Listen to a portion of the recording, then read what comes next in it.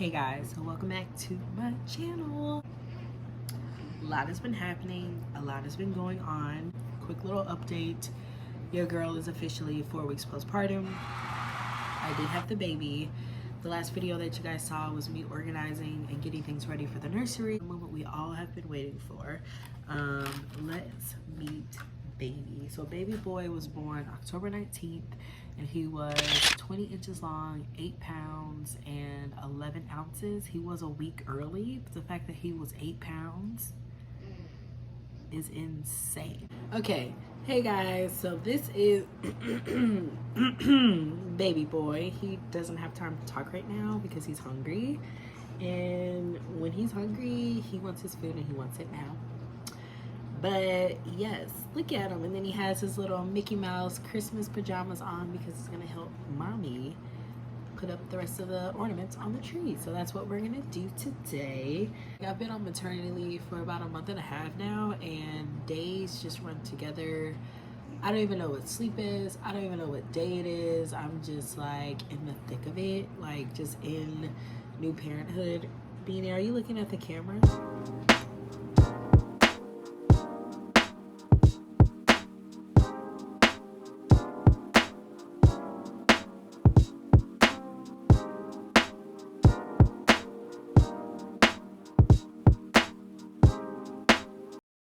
Okay, he has his eyes open, guys. Can you guys get a better look at him? Beanie, look! He's like, Mom, I don't have time for this. Look, Beanie. It's Mama's baby. He's like, Mom, please stop. Hey guys, okay. So it is like several days later. I'm currently in the nursery right now. Baby boy is actually sleeping in the bassinet in our room. I have him here on the monitor. So postpartum, I'm officially 6 weeks postpartum. I went to my postpartum checkup today. Everything was good. Me personally, I'm still probably gonna give myself 2 more weeks to kind of just like rest and recover and stuff like that. I mean, I'm still gonna rest regardless, but I just want to make sure that I'm fully recovered before I start working out again. So when I was 9 months pregnant, y'all, I weighed 212 pounds. Insane. I know, that's crazy. And I think my pre-pregnancy weight was like 145, I believe. I'm not sure. So I did gain a lot of weight during pregnancy. So I did get weight today, and I weigh 173. So that's just me, you know, not working out. That's just, you know, giving birth to the baby, you know, just breastfeeding and all that kind of stuff. So kind of some quick updates. So like I said, Bean is 6 weeks old, so he's a little over a month old. In 2 weeks he'll be 2 months, and then we'll have to take him to go get his 2 months shots, which I'm really not looking forward to, but it is necessary. But he does have a tongue tie, so he doesn't really like breastfeed on the breast. It's a little bit more challenging for him. So what I do is I pump and put it into a bottle and feed it to him, and he drinks it that way. And then I supplement with formula throughout the night. It was really hard on myself at first because I was like, man, you know, I wish I could just exclusively breastfeed, and I really wanted to have like a freezer stash and all that kind of stuff, but it really hasn't been that way. My experience with breastfeeding has been, you know, I'm only pumping enough for that day. Unfortunately, I've been trying my best to increase my supply, resting, you know, trying the lactation snacks, all that kind of stuff, but nothing has really just helped that much. So I'm just gonna keep pushing forward. I had a goal of breastfeeding for a year, and then I had a goal of breastfeeding for 6 months, and then I've kind of shortened my goal down a little bit more to at least breastfeed the first 3 months of his life. I'll see how it goes after he turns 3 months, depending on my work schedule. And if I'm unable to, then he'll just be on formula by the time he gets to 3 months. I try not to be so hard on myself, and this is kind of a word of encouragement for other moms out there. You know, you're doing the best that you can. You know, don't compare your journey to somebody else. You know, everybody's body is different.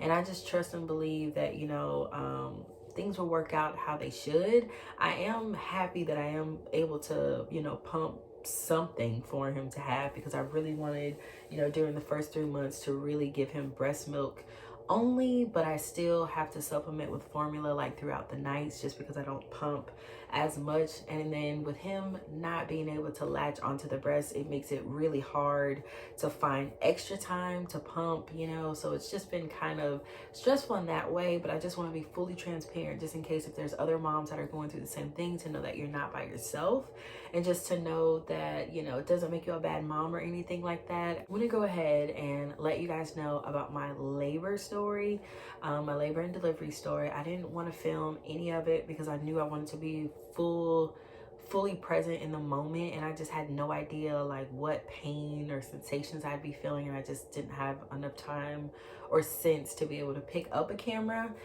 So I went in to the doctor during my 39-week appointment, and you know, at that time I think the baby, you know, everything was good. I was set for a vaginal delivery, you know, no major complications, just the normal pregnancy symptoms.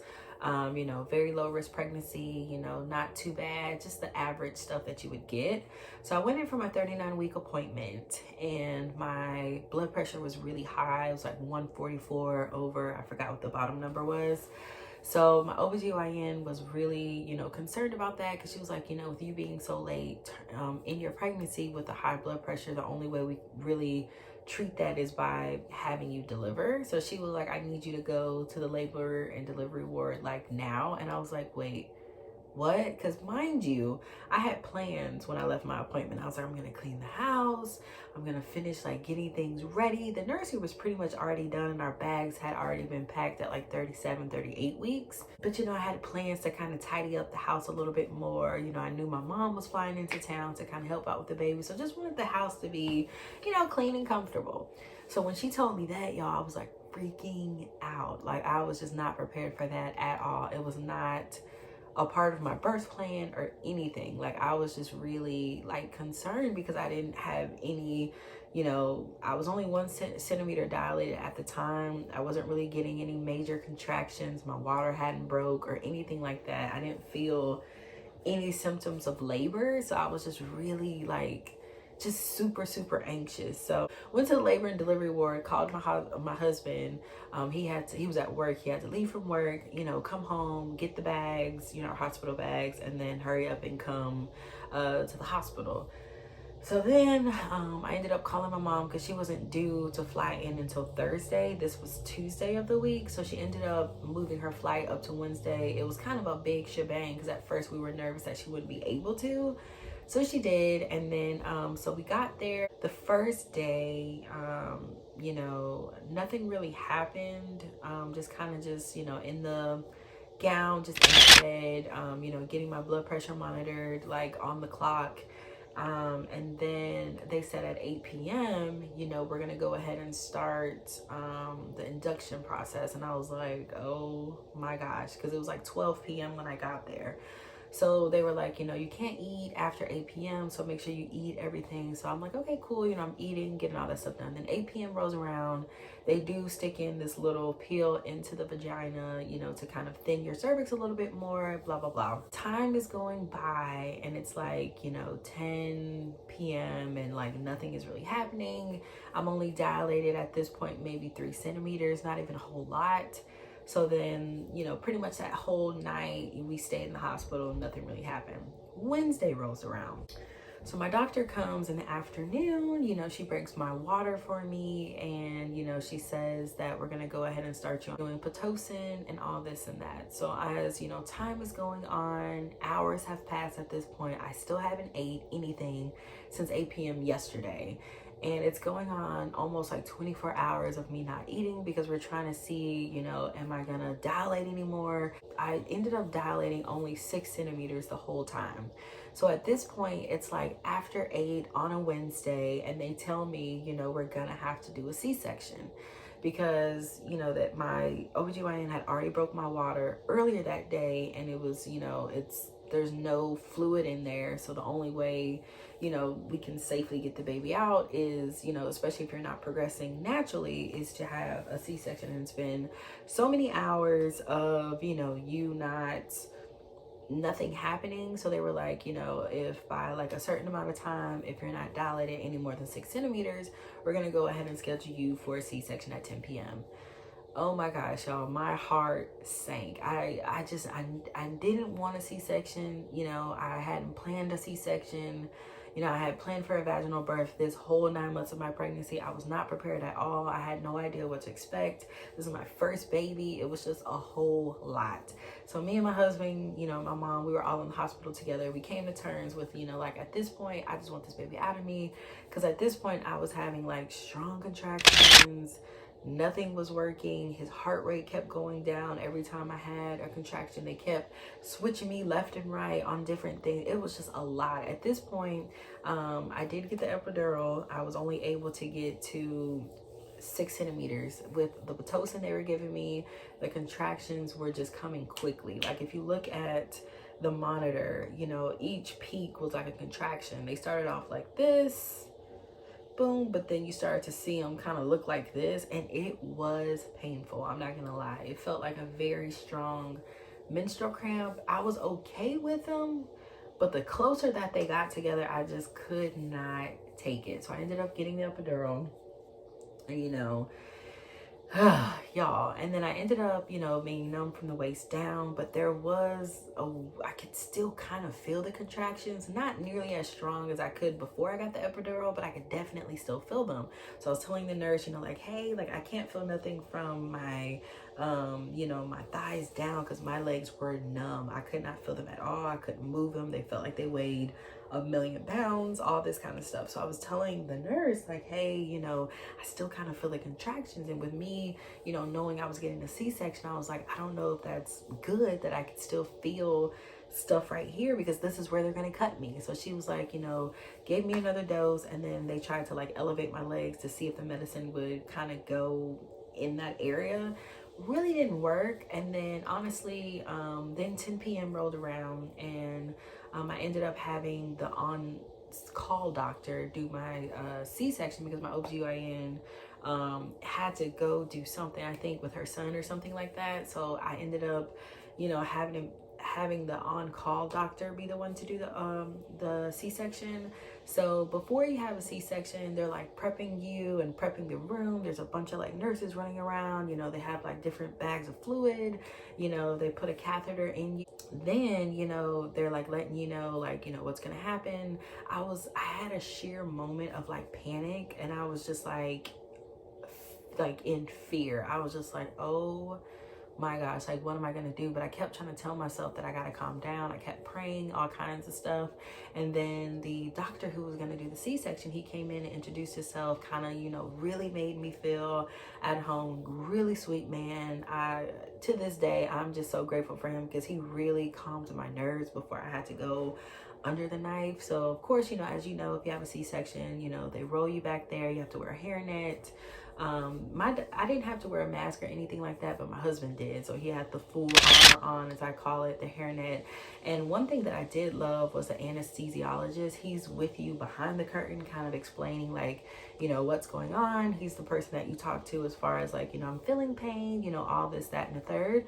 So the team was amazing that did the C-section. All of the nurses, the actual doctor, the anesthesiologist, everybody. I just loved everybody. They made me feel like comforted, you know, as much as I possibly could. So, you know, I get into the room, they roll me down there. You see these big lights, they kind of strap your legs to these things. They put the little sheet up, and you have your arms out like this. And then, you know, they do a test to see if you can feel stuff. They're giving you all these different fluids and things like that. And at this point, I hadn't ate in like over 24 hours. So I was just ready to get done and just eat and call it a day. So the actual C-section didn't take that long. I feel like as soon as we got started, you know, they do the initial cut, they take the baby out, and then they kind of start sewing you together or whatever.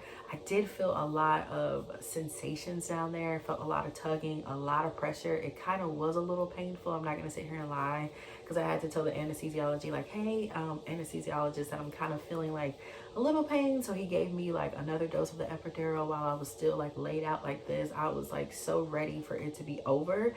I felt like I might have passed out, and I kind of was like out of it, because they give you so much drugs that you're almost like you're here, but you're not here. Because I remember my husband telling me stuff that happened that I cannot remember still to this day. There's pictures that my husband has taken that I do not remember happening. I'm like, when did that happen? I feel like there was a moment where I did pass out, and then I kind of came back, and then I woke up and it was pretty much over. And then they pull you over to the bed and they roll you into the recovery room, all that kind of stuff, assess your pain, blah blah blah. But I just remember when I was done with the C-section, I just felt a great amount of pain. Like I could feel my legs, so I knew that all of the medicine had wore off, and it just felt like somebody had been tap dancing on my uterus. Like it hurt so bad. Probably the worst pain I've ever felt, but that's not to scare anybody who has a C-section, because your experience may be different. That was Wednesday. We delivered October 19th, and then I ended up staying in the hospital for 3 more days after that, because they said because I delivered so late in the night that they just wanted to make sure that everything was good, and because I had like high blood pressure, they wanted to make sure that all of that was good too. So I didn't end up leaving until Saturday afternoon of that week. So I had been in the hospital since Tuesday afternoon, and I hadn't been home since that morning before my appointment, thinking I'd be right back, and surprise, you're having a baby. That's how my experience was. Not to scare anybody else, but just want to be transparent, just in case if there's other people out there that have gone through the same thing that I've went through or are going through it currently. Just know that you can do it, and God is with you, and he will give you the strength that you need to get through, because it was really on God's grace that I was it was really because of God's grace that I was able to get through everything, because I was not operating on my own strength. No ma'am. I'm still on maternity leave until the middle of January, so it is December now, which is crazy. My birthday is next week, and I'll be 32 this year. Woo woo. But yeah, I have just been fully immersed in mom life. I really haven't had time to do or think about anything else. Thank you guys so much for watching. I will see you guys on my next video. Be sure to like, comment, and subscribe, and I will see you next time.